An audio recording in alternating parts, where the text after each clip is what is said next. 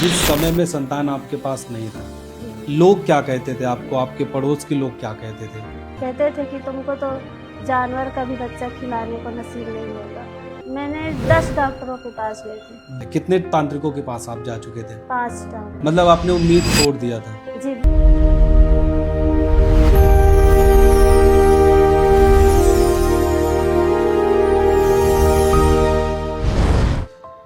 Praise the Lord, सबको जय मसीह की। हम आपका स्वागत करते हैं कौन है आज के गवाह कार्यक्रम में, और जहां पे आप सुनते हैं कि परमेश्वर किस तरीके से लोगों के जीवन में काम कर रहा है, उसकी गवाहियों को सुन पाते हैं। और आज हमारे साथ एक बहन है जिनको 9 साल के बाद संतान की प्राप्ति हुई है। हम उनके मुख से आज गवाही को सुनेंगे कि परमेश्वर ने उनके जीवन में कैसा काम किया है। तो सबसे पहले हम जानना चाहेंगे कि आप अपना नाम बताएं और आप कहाँ के रहने वाली हैं? मेरा नाम सीमा है, बहादुरपुर कुंडा प्रतापगढ़ की रहने वाली। कि आपके साथ कौन है? मेरी बेटी है और मेरे भाई। भाई का नाम क्या है? नीरज। क्या गवाही है, आप थोड़ा विस्तार से आप बताइए लोगों को। मेरे जीवन में संतान की प्राप्ति नहीं हो रही थी, तो मैं बहुत डॉक्टरों के पास गई और बहुत से तांत्रिकों के पास भी गई, पर मुझे कोई भी आराम नहीं मिला। आपकी शादी 2013 में हुई थी? जी भैया। उसके बाद आपके पास कोई संतान नहीं था? नहीं भैया। और आप संतान प्राप्त करने के लिए आपने कई डॉक्टरों को भी जी दिखाया। भैया। डॉक्टर क्या कहते थे आपको?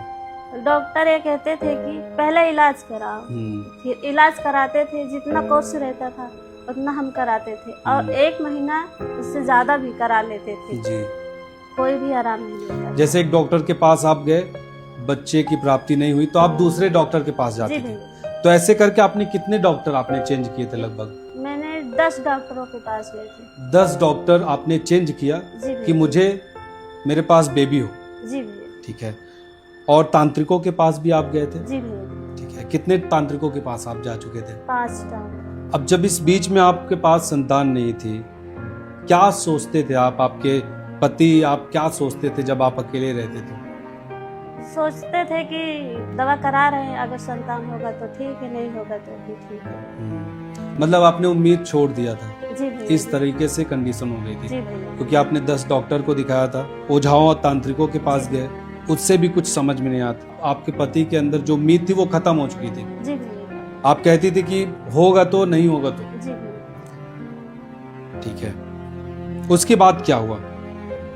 उसके बाद फिर हमारे गांव में एक लोग आते थे चर्च, बसदेवरा चर्च, हाँ। तो उन्होंने हमसे कहा कि आप भी चलिए तो आपको भी प्रभु संतान देगा। ठीक है। अच्छा, एक बात बताएं, जब जिस समय में संतान आपके पास नहीं था, लोग क्या कहते थे आपको, आपके पड़ोस के लोग क्या कहते थे? जी भैया जी, वो हमसे नहीं कहते थे, जो हमारे पति थे उनसे कहते थे। क्या कहते थे? कहते थे कि तुमको तो जानवर का भी बच्चा खिलाने को नसीब नहीं होगा।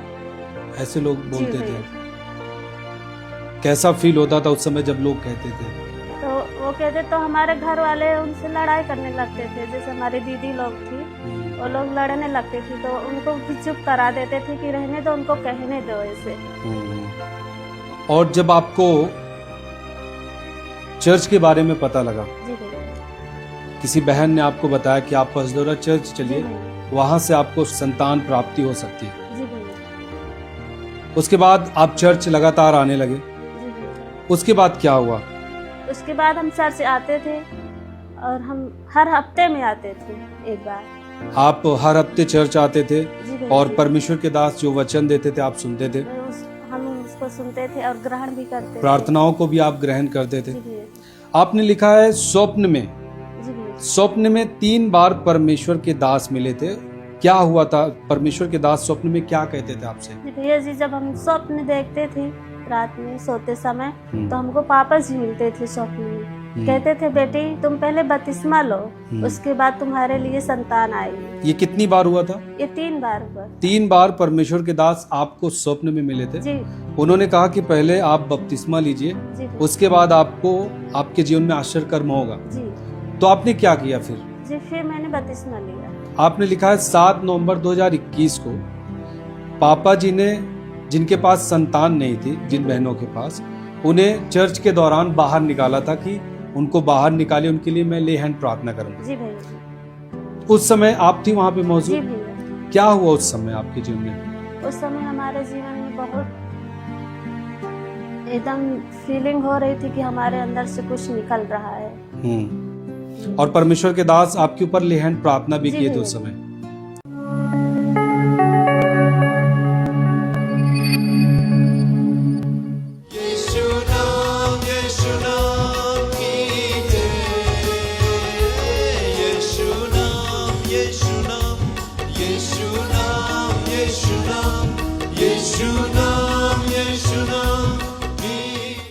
और आपने लिखा है कि उस समय परमेश्वर के दास ने एक वचन कहा था कि परमेश्वर इन पत्थरों से अब्राहम के लिए संतान उत्पन्न कर सकता है। जी भैया। और आपने लिखा है कि आपने उस वचन को ग्रहण भी किया। यस भैया। क्या हुआ उस वचन को ग्रहण करने के बाद और ले हैंड प्रार्थना के बाद?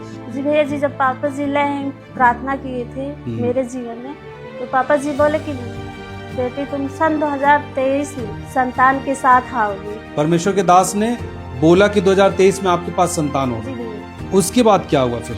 उसके बाद फिर मैंने प्रार्थना को ग्रहण किया और मैं प्रार्थना में हमेशा बनी रही, आती रही चर्च से, और उसके बाद मुझे संतान की प्राप्ति हुई। आपने लिखा है कुछ ही महीने के बाद जी आप गर्भवती हुई और आपको 9 जनवरी 2023 को परमेश्वर ने एक बेबी, गर्ल बेबी के साथ ब्लेस जी किया है और वो बच्ची आपके सामने है।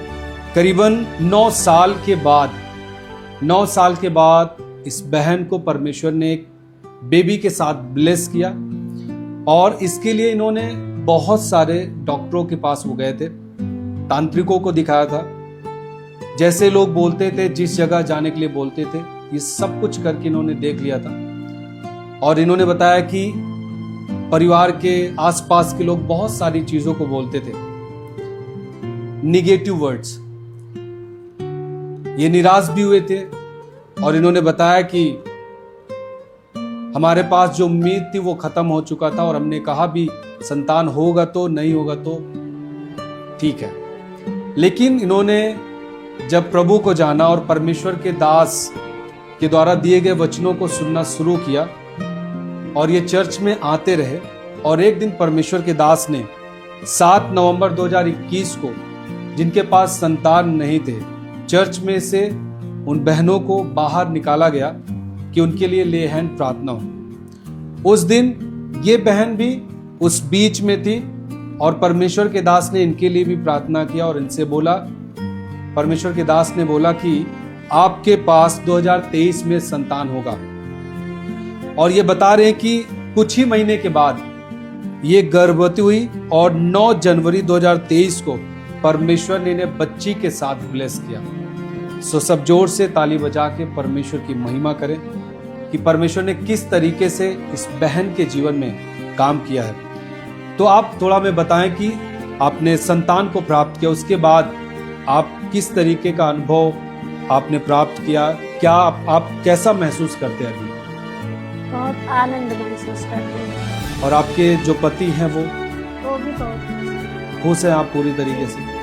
परमेश्वर ने इसके बाद भी आपको एक बेबी और दिया। जी भैया जी। सो परमेश्वर ऐसे ही आश्चर्य कर्म करता है। याद रखें, आप जितने लोग हमारे साथ जुड़े हैं, यदि आप आज के इस कार्यक्रम को देख रहे हैं, यदि आपके पास संतान नहीं है, यीशु मसीह पे विश्वास करें, पसदेवरा चर्च आप आएं। मीटिंग को अभी जो ऑनलाइन होता है, आप YouTube, Facebook पर जाएं, पास्टर राम सेवक मिनिस्ट्रीज करके चैनल है हमारा, ऑफिशियल चैनल, वहां पे आप लाइव मीटिंग में जुड़े। परमेश्वर आपके भी गर्भ को खोलेगा जिनके पास संतान नहीं है। परमेश्वर के लिए सब कुछ संभव है, वो आपके लिए काम कर सकता है। सो प्रभु पे विश्वास करें और अपने आश्चर्य कर्म को ग्रहण करें यीशु मसीह के नाम में। प्रभु आप सबको ब्लेस करें। God bless you.